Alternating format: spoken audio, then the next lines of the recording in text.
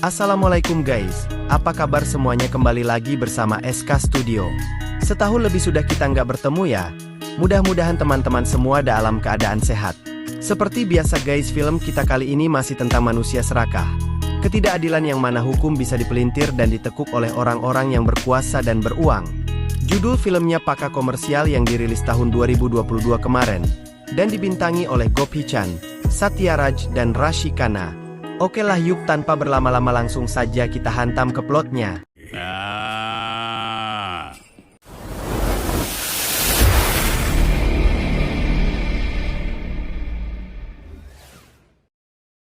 Film berawal pada tahun 1999 di salah satu kantor pengadilan negeri yang ada di India.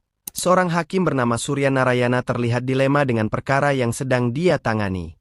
Melihat hal tersebut, teman Surya pun mengingatkan dia bahwa seorang hakim seharusnya tetap bersikap objektif tanpa harus mengkhawatirkan pihak manapun. Bukankah ada bukti dan saksi? Jadi ya, nggak perlu risaulah. Dan setelah istirahat makan siang, sidang pun kembali digelar.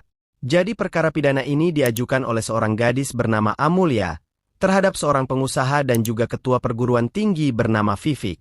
Amulya ini mengaku dan bersumpah telah dilecehkan dan diintimidasi oleh Vivek. Dia sudah melapor ke polisi tapi tidak ditindak. Yang anehnya, polisi justru menasehati Amulya, kemudian menyuruhnya pulang. Amulya, yang menuntut keadilan itu pun akhirnya nekat membawa perkara tersebut langsung ke pengadilan. Tapi ya, seperti yang sudah kita ketahui, proses hukum tidak berjalan sesimpel itu. Pengakuan dan sumpah saja tidak cukup untuk mendapatkan keadilan. Sekalipun pernyataan kita itu benar, mesti ada saksi dan bukti-bukti kuat. Apalagi orang yang sedang dia hadapi saat ini beruang. Nah, gara-gara inilah Surya dilema. Karena dia percaya sebenarnya Amulya ini adalah korban. Tapi mau gimana ya?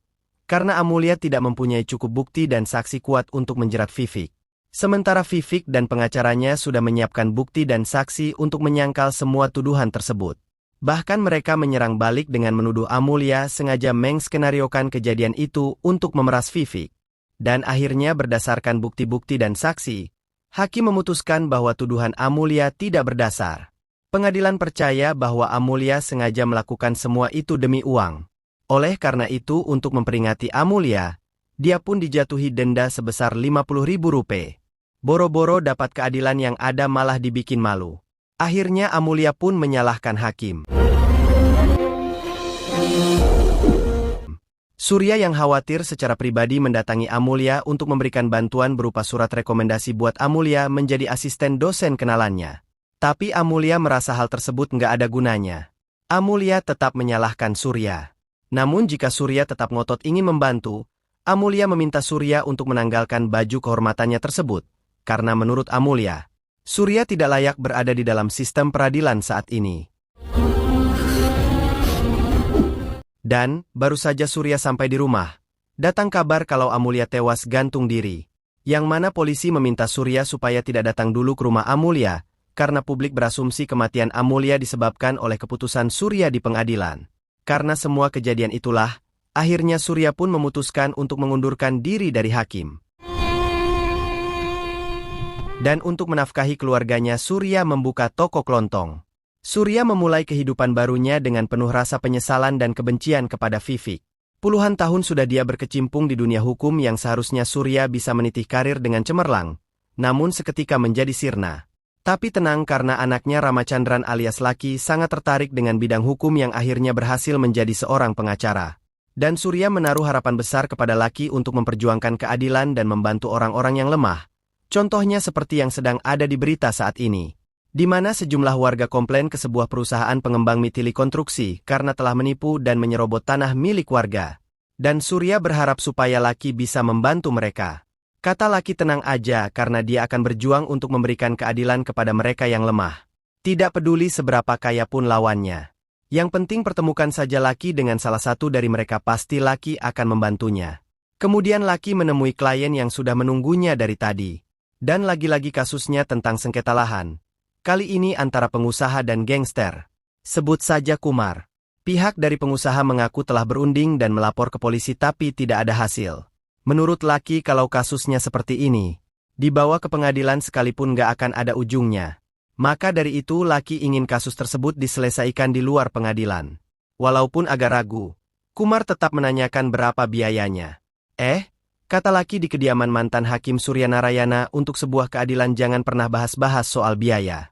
Apalagi buat orang-orang yang tertindas.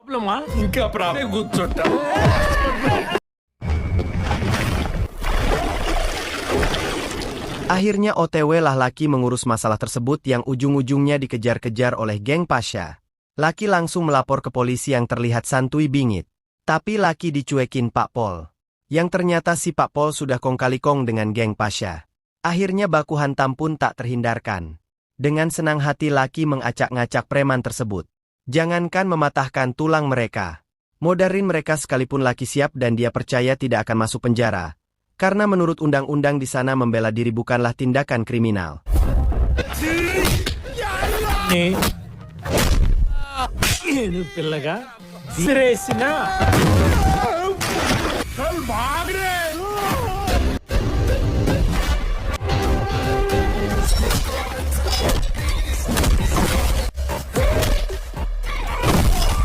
Melihat temannya bonyok, Pak Polisi yang baru tiba di sana, kita sebut saja Kishore, berencana untuk mengkasuskan kejadian tersebut. Tapi tidak semudah itu bosku, karena ternyata Laki sudah merekam semuanya termasuk pengakuan geng Pasha yang telah bersekongkol dengan Kishore. Dan akhirnya mereka pun sepakat untuk menyelesaikan masalah tersebut secara kekeluargaan. Mereka pun membuat surat kesepakatan. Berhubung ada biaya operasional untuk alat-alat yang diangkut geng Pasha ke lahan tersebut sebesar 10 lak. Laki menyuruh Kumar untuk membayarnya supaya enak sama enak. Tapi Kumarnya menolak. Yang ternyata si Kumar ini maklar kasus dan Laki sendiri sebenarnya dari awal sudah tahu. Akhirnya Laki menaikkan biaya tersebut menjadi 25 lak. Ditambah 1 unit mobil Fortuner edisi terbaru yang harus mendarat di rumahnya besok pagi. Sekarang Kumar baru paham bahwa ternyata Laki cuma pencitraan di depan si bokap. Yang sebenarnya dia lebih licik dari mereka semua. Bahkan Laki tidak malu-malu menyebut dirinya pengacara berotak kriminal. Kumar mencoba mengancam Laki akan menceritakan kejadian ini ke si bokap. Tapi sia-sia karena Laki mengancam balik akan menjebloskan Kumar ke penjara yang mana dia akan memanipulasi kasus tersebut. Dengan menuduh Kumar telah menghajar dan menodongkan pistol ke kliennya geng Pasha untuk merampas lahan tersebut. Sekarang, kelihatan kan guys betapa liciknya si Laki. Bukan hal yang sulit buat Laki untuk memutarbalikan fakta karena dia tahu celah-celahnya. Keesokan paginya datanglah Kumar mengantarkan mobil baru, yang otomatis langsung ditolak oleh Surya. Karena permainan kata-kata Laki yang syarat dengan ancaman kemarin, Kumar pun berusaha meyakinkan si bokap bahwa mobil itu bukan bayaran ataupun gratifikasi, melainkan sebuah hadiah sebagai tanda ucapan terima kasih karena Laki sudah membantu mereka. Tak cuma itu, bahkan kasus orang istri yang tidak sengaja menghabisi suaminya karena KDRT pun disikat Laki dan Laki juga menjanjikan janda muda tersebut akan mendapatkan cuan dari kasus tersebut.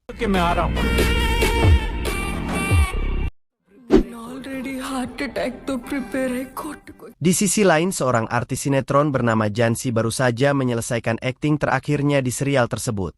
6.932 episode sudah dia mainkan dan Jansi tidak terima karakternya dimatikan. Produser dan sutradara mengaku tak punya pilihan lantaran Jansi selalu minta naik gaji sementara anggaran mereka menurun gara-gara COVID. Belum lagi biaya ekstra untuk konsumsi kedua asisten Jansi yang somplak. Karena nggak terima Jansi pun akan membawa perkara itu ke pengadilan dengan meminta bantuan Laki sebagai pengacaranya. Yang membuat Laki langsung melongo. Bahkan Jansi sampai merincikan pasal-pasal apa saja yang akan digunakan untuk menggugat sang produser dan sutradara. Alhasil Laki terkesima karena ternyata Jansi hafal semuanya di luar kepala. Rupanya, Jansi ini benar-benar seorang pengacara karena bentuk dedikasinya yang tinggi terhadap dunia peran. Jika mendapatkan peran menjadi polisi dia akan masuk polisi. Kalau ada peran menjadi dokter dia akan sekolah kedokteran. Bahkan, ketika mendapatkan peran menjadi pembantu Jansi benar-benar jadi pembantu selama setahun untuk mendalami peran. Untung Anda nggak pernah berperan menjadi PSK ya kata Laki. Namun Laki menolak tawaran konyol tersebut dengan alasan pengacara kecil seperti dia tidak mampu menangani kasus seperti ini. Lalu Laki menyarankan agar Jansi sendiri yang membela dirinya di pengadilan. Palingan cuma sekali jalan, pasti menang kata Laki.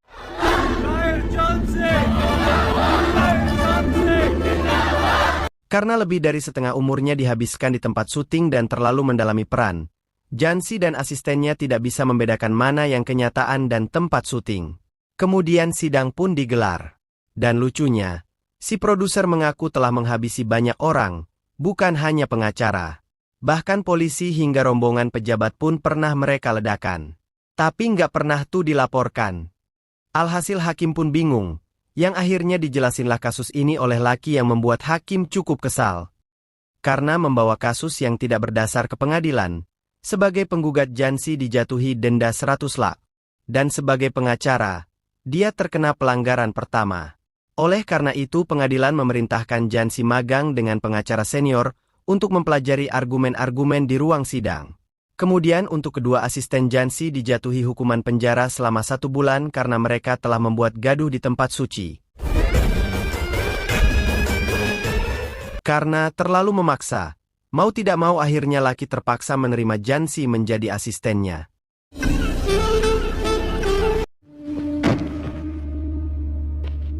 Di sisi lain Ayub Khan, bos besar geng Pasha kemarin sedang dalam masalah.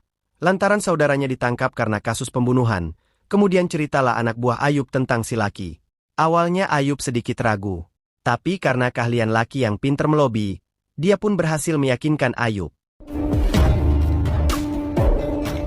Dan sidang pun digelar. Baru saja dimulai, laki berhasil membingungkan semua orang. Bahkan jaksa sekalipun tidak bisa membedakan yang mana si pelaku. Kemudian jaksa menghadirkan satu-satunya saksi di kejadian itu, yang ujung-ujungnya juga tidak bisa memastikan yang mana si pelaku. Alhasil saksi itu pun menjadi tidak sah. Menurut laki kliennya telah dijebak karena di hari dan jam kejadian. Jalil, terduga pelaku sedang berada di kuil yang berlokasi di negara bagian lain. Berikut dengan bukti CCTV yang telah diuji oleh forensik. Langsung dibantah oleh jaksa kalau rekaman tersebut palsu. Lantas apa bedanya dengan rekaman saat kejadian? Bahkan kami bisa membuatnya lebih banyak, kata laki. Argumen laki pun kemakan oleh hakim. Karena kurangnya saksi dan bukti kuat, akhirnya si Jalil divonis bebas. Singkat cerita, Jansi mendatangi ayah laki untuk meminta berkat. Tapi sayangnya dicuekin, yang justru Surya malah bangga-banggain anaknya. Jansi yang kesal pun akhirnya menceritakan bahwa laki sebenarnya nggak sebaik yang Surya lihat. Karena belum lama ini laki berhasil membebaskan penjahat berbahaya. Otomatis Surya pun kaget. Dan langsung pergi mengkonfirmasi cerita tersebut. Dengan sedikit cerita kocak tentang kelakuan Jansi yang telah menggugat produser, laki berhasil meyakinkan ayahnya bahwa cerita Jansi tak bisa dipercaya. Alhasil Surya pun menganggap Jansi sedikit konslet.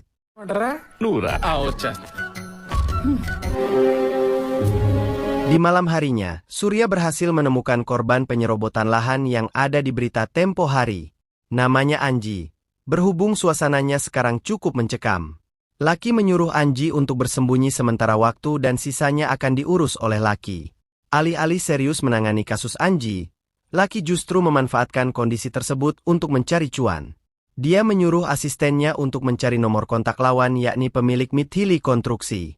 Karena menurut laki, nggak ada untungnya membantu Anji, boro-boro untuk bayar pengacara, buat beli makan saja dia belum tentu punya uang, apalagi untuk membeli keadilan, kata laki. Suami, Beralih ke tempat lain, di mana Vivek yang sedang mantap-mantap terganggu, karena ada berita percobaan pembunuhan terhadap dirinya. Jadi kelompok Vivek ini bermusuhan dengan kelompok Ayub, guys. Nah, yang keluar di berita ini kelompok Ayub yang baru saja ditangkap polisi karena ingin menyerang Vivek. Katanya gara-gara Vivek menjebak saudara Ayub dalam kasus pembunuhan Tempo Hari. Nah, kalau yang botak ini asisten Vivek yang sedang happy karena kedatangan tetangga baru. Namanya Dirwakar bukan digoreng. Mendengar kepiawaian laki dalam menangani kasus membuat Vivek penasaran. Dia pun ingin secepatnya bertemu dengan laki.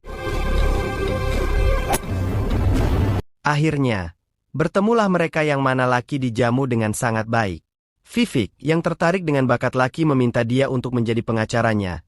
Dan sebagai tugas pertama, laki diminta untuk tidak membela atau menjebloskan kelompok Ayub ke penjara di sidang pengadilan besok, yang mana imbalannya 1 unit villa mewah di puncak. Dan ternyata, tawaran menggiurkan tersebut langsung ditolak. Berhubung menggunakan cara baik-baik tidak berhasil, opsi kekerasan pun terpaksa digunakan. Yang ujung-ujungnya gagal juga karena anak buah Vivek habis diobok-obok oleh laki.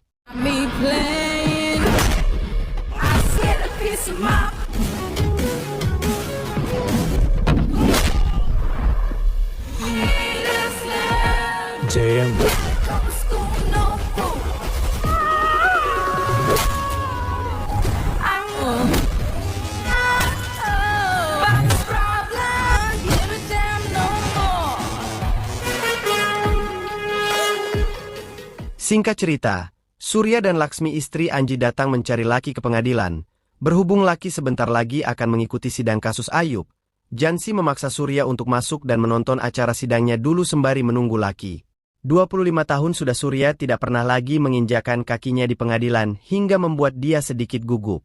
Dan sidang pun dimulai. Walaupun sudah viral dan banyak bukti yang memberatkan kelompok Ayub, Laki masih berusaha membela mereka yang membuat dirinya tampak konyol. Tapi tiba-tiba, dia pun membelot lalu membeberkan semua kejahatan kelompok Ayub berikut dengan bukti-buktinya.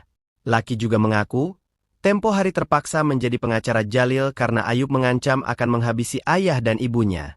Dan sebagai buktinya, Laki memberikan rekaman video ketika dia dikejar-kejar oleh geng Pasha anak buah Ayub. Licik kan padahal kasusnya berbeda. Alhasil kelompok Ayub tak berkutik dan tak punya celah lagi untuk berkilah. Terakhir Laki memberi kode ke Vivek kalau tugasnya sudah beres. Dia berharap Vivek segera memberikan hadiah yang kemarin dia janjikan.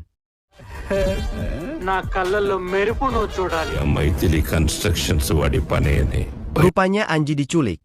Diduga oleh pihak Mitili Konstruksi yang pemiliknya tak lain tak bukan si Vivek. Dan Surya pun kaget karena ternyata orang yang dibela Laki ialah hantu masa lalunya. Tanpa basa-basi Laki meminta Vivek langsung menyerahkan hadiah tersebut ke si bokap yang membuat Vivek juga kaget. Kemudian Surya mencoba meyakinkan anaknya bahwa orang yang dia bela itu ialah bajingan, yang membangun kerajaannya di atas kuburan orang lain. Oleh sebab itu Surya ingin Laki melupakan Vivek dan menganggap Surya sebagai kliennya untuk membela Anji di pengadilan. Laki pun setuju, tapi dengan syarat, Surya menerima hadiah tersebut terlebih dahulu, yang tentu saja hal yang gak bakal mungkin dilakukan oleh Surya. Dan sekarang Laki tidak segan-segan lagi mengungkapkan prinsipnya ke si bokap, di mana dia tidak begitu peduli berada di pihak baik ataupun bajingan. Yang penting cuannya banyak. Akhirnya api persaingan di dalam jiwa Surya kembali menyala. Demi kebaikan Surya pun turun gunung dan bersumpah akan menangani sendiri kasus tersebut. Kemudian Jansi dimutasi untuk membantu si bokap.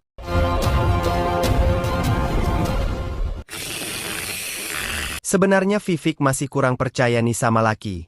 Jangan-jangan semuanya cuma jebakan. Dia pun menceritakan kisah 25 tahun silam. Nah versi Vivek ini rada beda guys. Yang mana dia merepresentasikan ayah Laki seorang penjahat, yang membuat Laki langsung tertawa. Sesama otak bajingan, Laki mengetahui apa yang dilakukan Vivek pada waktu itu, di mana setelah ayah Laki pergi, Vivek datang memberikan uang ke wanita tersebut, tapi ditolak. Yang akhirnya diancamlah oleh Vivek hingga membuat gadis itu ketakutan dan mengakhiri hidupnya. Jika Anda penjahat, akui kalau Anda bajingan dan penjahat seperti saya akan menghargainya. Dengan saya nggak usah pencitraan lah, kata Laki.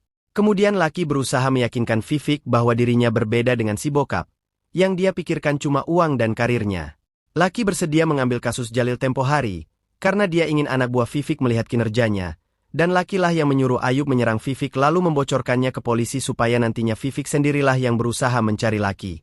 Karena dia sadar untuk mendekati Vivek sangatlah sulit. Semua rencana yang dia jalankan itu, bukan untuk meneruskan balas dendam ayahnya. Dia hanya ingin bekerja sama dengan Vivek supaya bisa mengumpulkan cuan lebih banyak. Akhirnya Vivek pun mempercayai Laki. Dan belum apa-apa, cincin berlian Vivek langsung disikat Laki.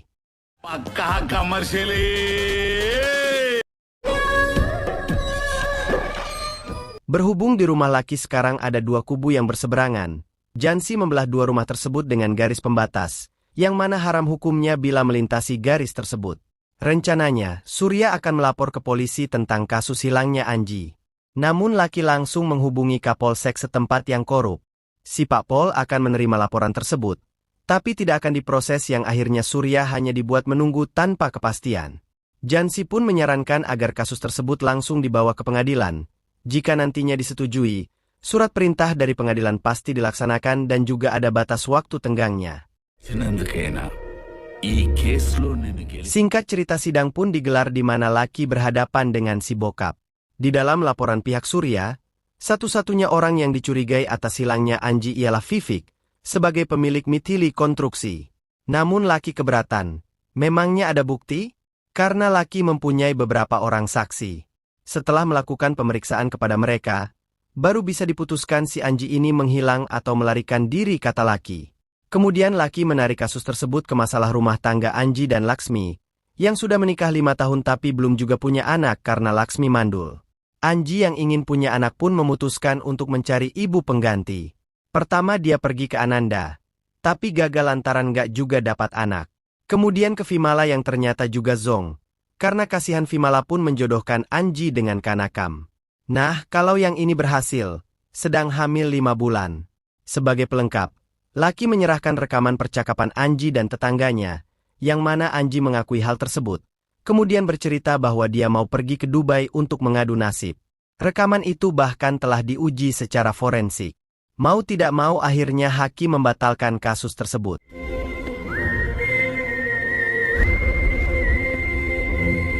Panen lagi Desi Lucky, lalu Vivek pun kegirangan. Pengusaha bejat seperti Vivek mah royal sama uang yang penting urusannya beres. Dan lagi-lagi Vivek kena palak. Sebenarnya Vivek nggak mau ngasih, karena katanya selain Vivek nggak ada yang boleh menyentuh tongkat tersebut. Tapi ujung-ujungnya melayang juga.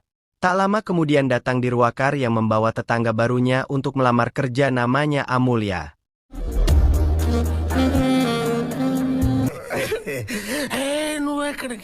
Merasa masalahnya sudah beres, Vivek menyuruh anggotanya untuk menghabisi Anji dengan cara dicor.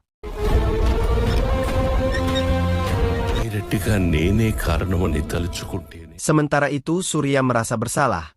Alih-alih membantu menyelesaikan masalah, justru sekarang keadaannya malah makin runyam. Akhirnya dia pun meminta bantuan ke asisten Lucky. Si asisten pun terpaksa membantunya karena Surya telah banyak mengajarinya tentang hukum. Nah di sini baru terungkap rupanya saksi-saksi tempo hari berasal dari tempat prostitusi. Sementara itu Dirwakar kebakaran jenggot karena wanita yang dia taksir mau dinikahi oleh Vivek. Dia pun meminta bantuan Lucky. Lucky agak heran, kok Vivek mau menikah? Sementara dia bisa berpasangan dengan wanita manapun tanpa harus terikat. Kata Vivek karena Amulya ini agak lain. Nggak tertarik dengan uang. Maunya dinikahin dulu, baru enak-enak. Nanti kalau udah bosan kan tinggal cerai, kata Vivek.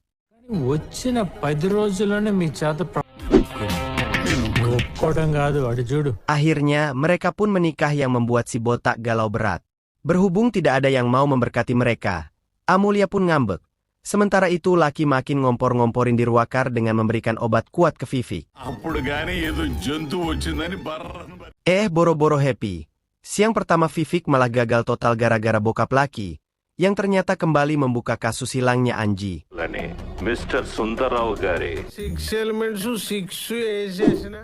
Dan sidang pun kembali digelar. Sekarang, semua sudah jelas bahwa saksi yang dihadirkan Lucky kemarin semuanya PSK. Kemudian Lucky izin ke hakim untuk meminta keterangan dari si bokap. Kenapa dan mengapa 25 tahun silam, Surya mengundurkan diri sebagai hakim, tanya Lucky.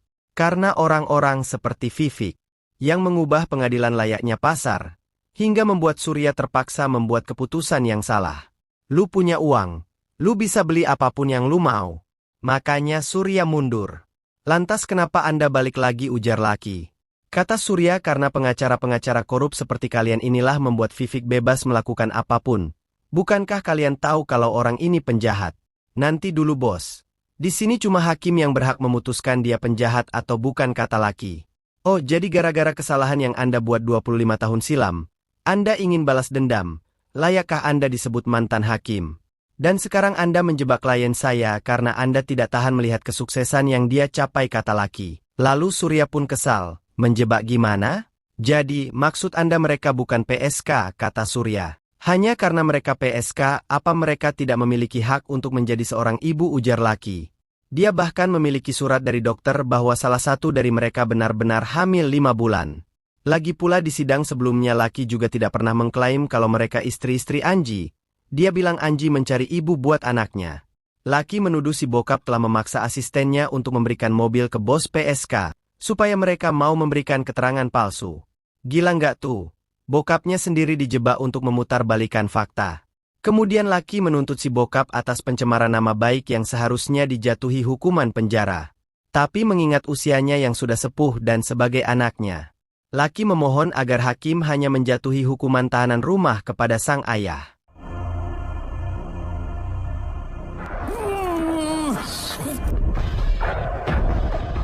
Masa lalu itu bagaikan kaca spion. Saat perlu baru dilihat.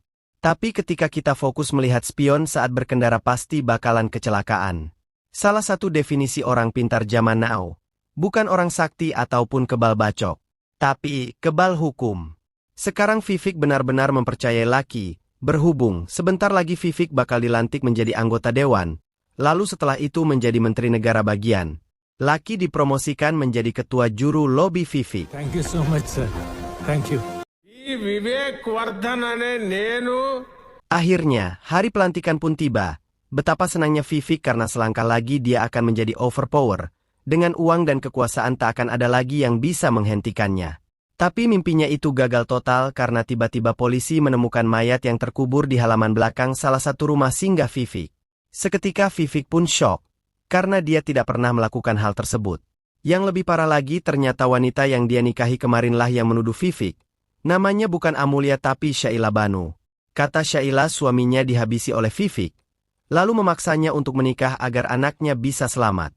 Berhubung Shaila tidak mau disuruh pergi dari TKP, si botak mengancam akan menghabisi wanita tersebut, yang membuat Vivek semakin kusut karena kedua acara itu ditayangkan secara langsung. Alhasil Vivek pun nggak jadi dilantik. Di sisi lain, Surya sangat menikmati acara tersebut. Harapannya untuk melihat Vivek hancur akhirnya terwujud. Kesal telah diejek-ejek, Surya pun diciduk oleh anak buah Vivek. Lucky mencoba untuk membebaskan ayahnya, tapi tidak membuahkan hasil. Dan, ketika Surya mau disikat, tiba-tiba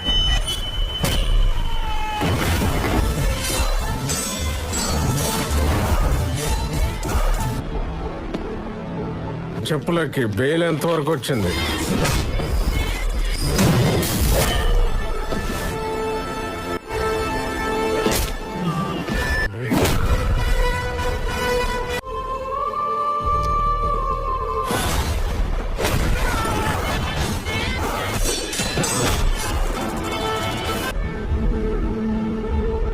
apakah Lucky sekarang bertobat? Atau dari awal dia dan bokap memang sengaja menjebak Vivek? Enggak guys, bahkan bokapnya sendiri masih bingung. Sejak kecil, Lucky sudah dendam kepada Vivek karena gara-gara Vivek masa kecilnya menjadi suram. Kok bisa? Karena si bokap yang dulunya periang dan perhatian kepada Lucky, tiba-tiba berubah total karena depresi setelah menangani kasus Vivek. Boro-boro memperhatikan anaknya, bahkan Surya tidak peduli dengan dirinya sendiri. Belum lagi beban moral yang ditanggung ibu Lucky di tengah masyarakat. Karena masih bocil, Lucky hanya bisa melampiaskan kekesalannya tersebut lewat gambar. Setelah dewasa dan berhasil menjadi pengacara, Lucky menyusun rencana untuk menghancurkan Vivek. Dia menunggu waktu yang paling pas untuk bergerak, yaitu ketika Shaila Banu tak sengaja menghilangkan nyawa suaminya yang kurang ajar. Disitulah Lucky menjalankan rencananya dengan memanipulasi kasus tersebut. Pertama, Shaila diatur agar bisa tinggal di dekat si botak. Di waktu yang sama mereka juga menguburkan korban di pekarangan rumah Vivek. Karena Vivek mata keranjang, Lucky membuat Shaila melamar kerja hingga menikahinya. Ingatkan guys di awal film, Lucky pernah mengambil kasus seorang istri yang tak sengaja menghabisi suaminya karena KDRT. Inilah dia Shaila Banu. Acara pelantikan sengaja dipilih Lucky agar semua orang tahu bahwa si Vivek pembunuh. Namun Vivek masih pede bisa bebas. Ini India bung. Butuh beberapa generasi untuk memenjarakan seorang pria, kata Vivek. Namun Lucky hanya tersenyum sembari bilang, silahkan kerahkan semua yang Anda punya dan selamatkan diri Anda dari hukuman untuk kejahatan yang tidak pernah Anda lakukan. Tak lama kemudian, datang pengacara yang katanya akan membantu Vivek. Air liur Vivek pun menetes karena dia nggak tahu kalau wanita tersebut si pengacara. Akhirnya diteranginlah oleh si mbak-mbak ini gimana kasusnya. Rupanya, semua barang-barang Vivek yang dicomot oleh Lucky menjadi barang bukti di kasus tersebut. Mulai dari tongkat golf sebagai alat eksekusi, sarung tangan, bahkan rambut Vivek yang dicabut saat acara pernikahan ditinggalkan di dekat korban. Tak lupa juga, cincin berlian Vivek ikut dikubur di TKP, yang ceritanya copot sewaktu mengubur korban. Dan saksinya bukan hanya Shaila Banu, ada juga orang lain yang mengaku melihat kejadian tersebut. Tak hanya itu, ternyata Anji masih hidup, karena Lucky telah menyuap anak buah Vivek dengan uang hasil menjual villa dan mencairkan semua cek yang diberikan oleh Vivek. Lucky juga memotivasi dewan pengacara supaya kembali ke jalan yang benar. Jangan hanya ingin mencari cuan, kita juga harus melakukan perbaikan buat masyarakat yang mana kasus Vivek ini seharusnya menjadi contoh, supaya politisi-politisi dan pengusaha bejat seperti Vivek ini takut dan segan dengan kita, ujar Lucky. Akhirnya, nggak ada yang maulah membela Vivek, termasuk si Mbak ini dengan alasan Vivek menatapi punggungnya dengan tatapan kotor. Vivek pun merasa dizolimi, karena dia tidak pernah melakukan hal tersebut. Tapi, langsung dipatahin oleh si Mbak. Hukuman yang Anda dapatkan sekarang, karena perbuatan Anda 25 tahun silam. Coba aja dulu ayah Lucky menghukum Anda setidaknya 6 bulan. Mungkin Amelia sekarang masih hidup dan Anda tidak akan berani semena-mena melakukan kejahatan hingga sekarang, kata si Mbak. Uncle!